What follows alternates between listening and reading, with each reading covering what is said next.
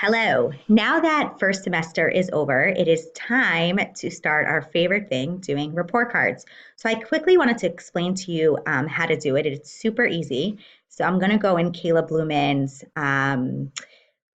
class. So you could either do grading from here, but I'm actually just going to go into each class to make it easier. So I'm going to go to her Chumash core class.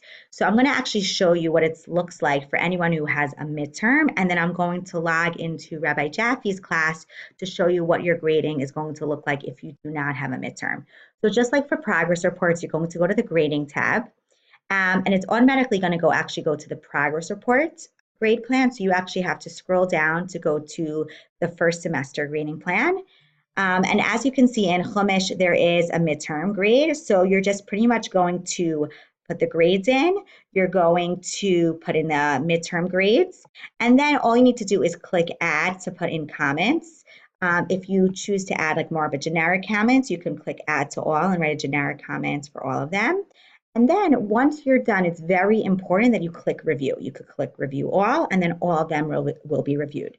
And that is pretty much it. It is super, super easy, and it should be very intuitive. If they have an incomplete, I guess you can just click incomplete over here. So this is what it looks like if you actually have a midterm. Many of you, though, do not have midterms, so I'm going to quickly show you what that's going to look like.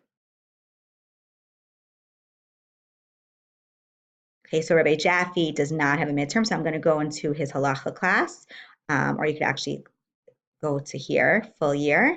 And once again, instead of having a midterms, all he needs to do is add the grades, add the comments, and review. And that is it. If you have any questions, feel free to reach out, and good luck and enjoy your vacation.